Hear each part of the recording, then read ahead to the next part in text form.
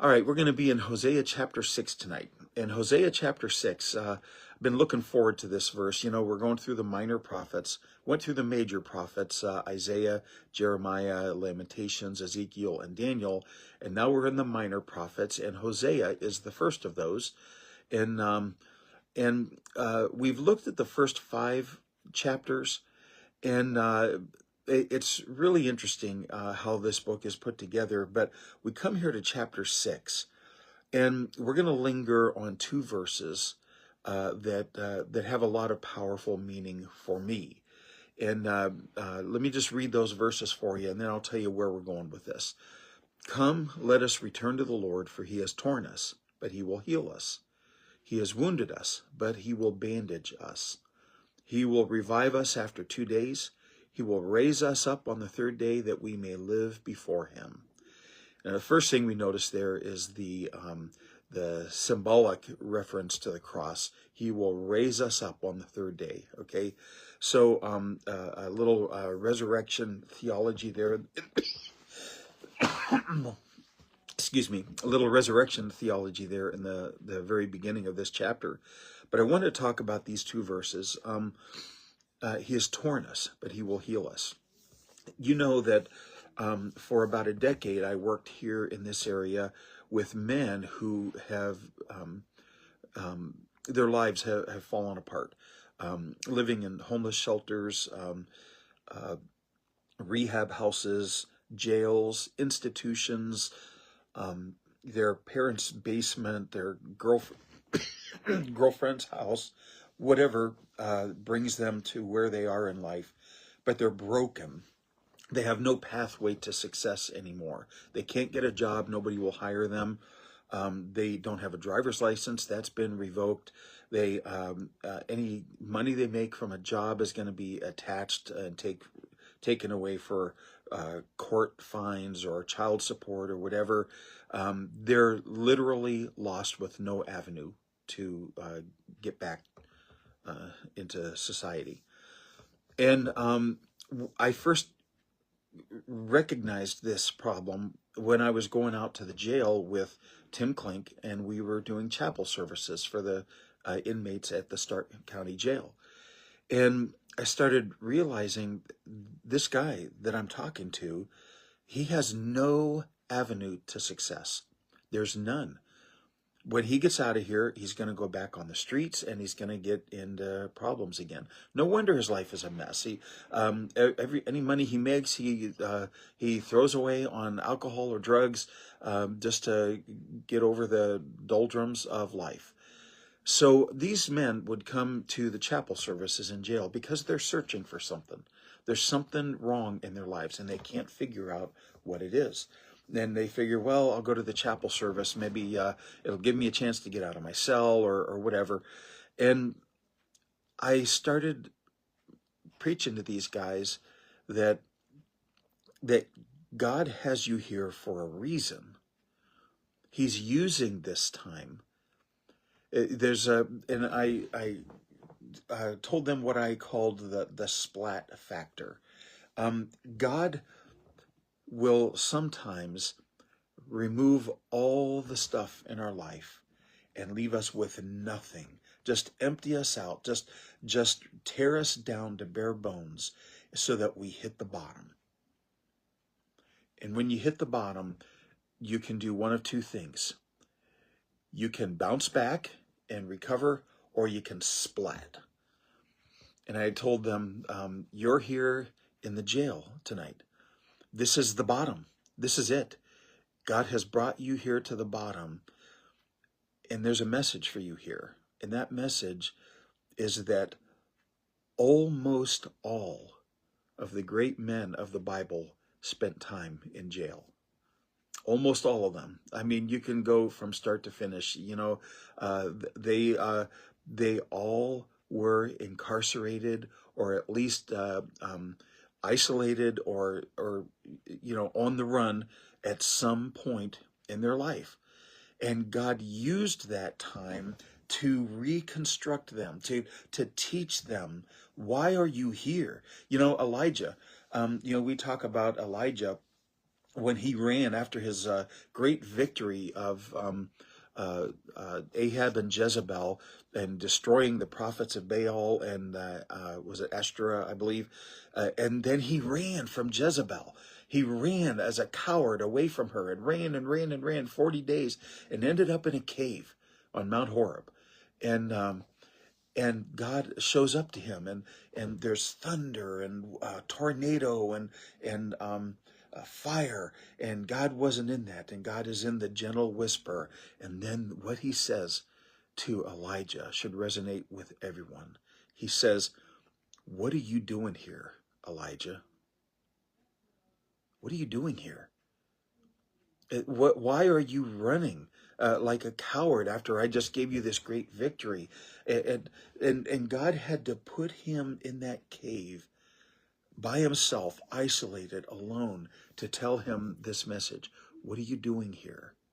And this is the message that I would tell these men at the jail, and it resonated with them. God has you here for a reason. He's stripping away all that stuff. He's ripping it apart. He's tearing you. And in the middle of all this, after doing this for a while, I was putting together a flyer for Men's Challenge, which helps these men get their lives back together.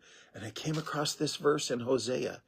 I told these men that God has them down for a reason, but I never read this before.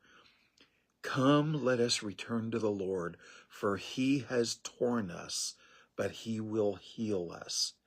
He has wounded us, but he will bandage us." God sometimes has to knock us down and get us off of our feet so that we can look up to him and say, what am I doing wrong? Because he uses that time to teach us about ourselves. He exposes our hearts and our minds to us in those times. You look at some of these great figures in the Bible. Look at Job. The whole book about Job is Job being torn and wounded and then healed and bandaged, right? And he came out blessed, better than he was before, because God tore him, exposed his heart, then healed him and bandaged him, and he came out where he was. Jeremiah says this, God says through Jeremiah the prophet in chapter 30, verse 17, "I will restore you to health, and I will heal you of your wounds."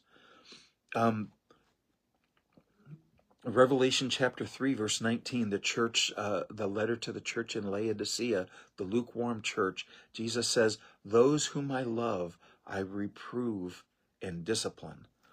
I wanted to read a passage from the book of Hebrews here in Hebrews chapter 12, verses, verses 5 to 11.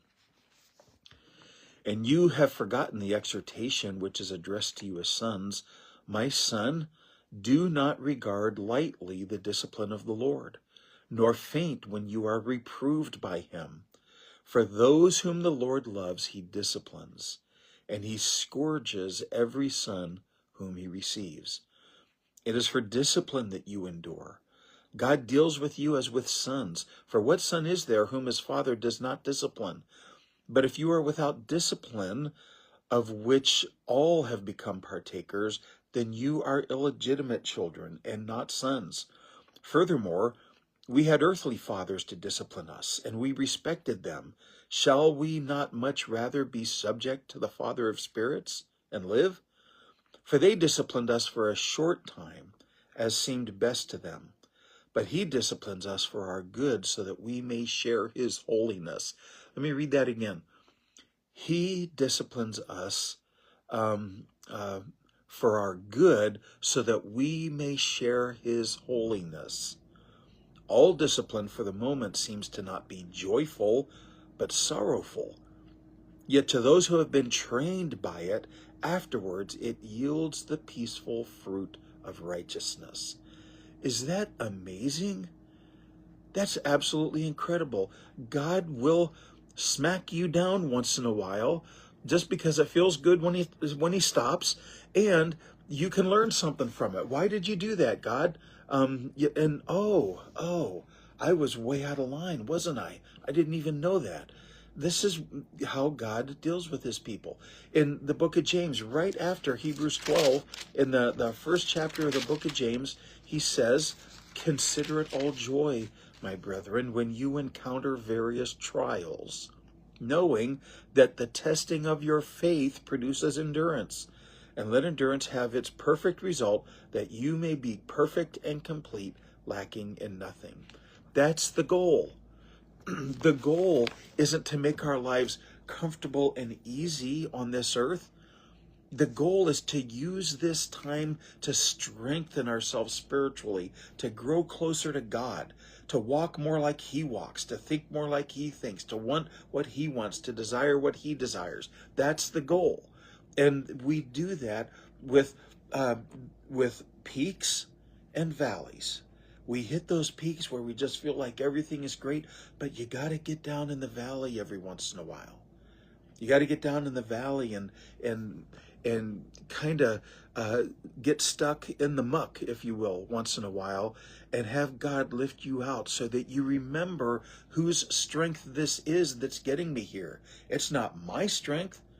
It's the strength of God that's doing that. You know, in 2 Corinthians 12, where did I have that? 2 Corinthians 12.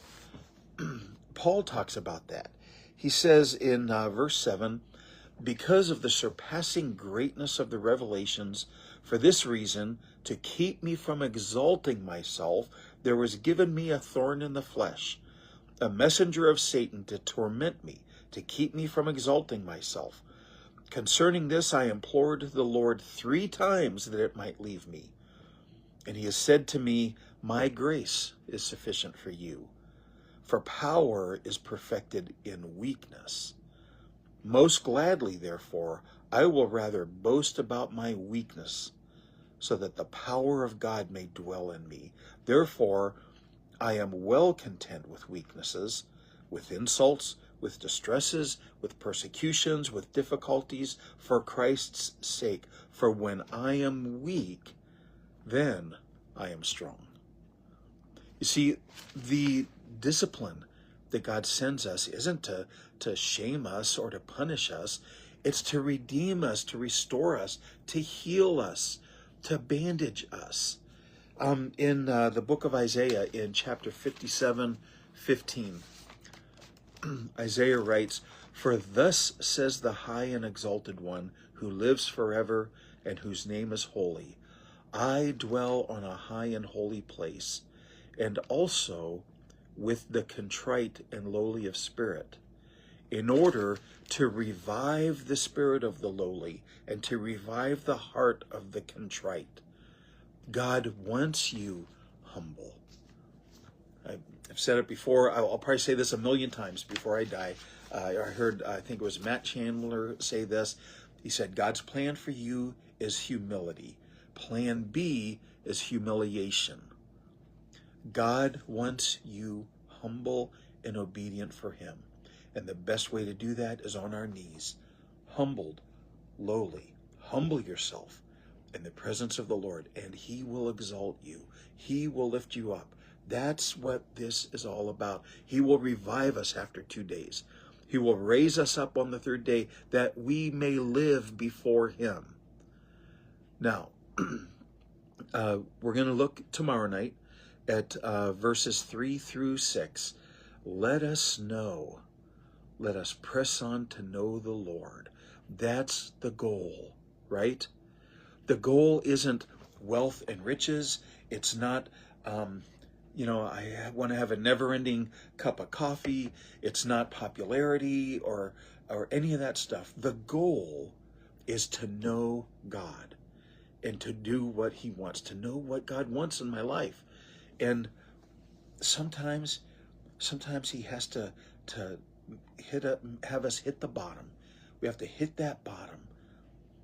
And if you splat, don't worry. God has a spatula. He can pick you up from there. But what a great victory to bounce back up, to hit that bottom and go, I ain't coming back here. I am going to walk the pathway with God and focus on him, keep my eyes on him and honor him. That's what this life on earth is all about, right? So we're going to leave it here tonight. So we'll be back here tomorrow night. We'll talk about the next part of this, and then we're going to kind of jump through a couple of passages in Hosea, and then we'll move on from there. So, all right, everybody. God bless each and every one of you. Appreciate you all, and we'll see you next time here on Digging Deeper Daily. God bless.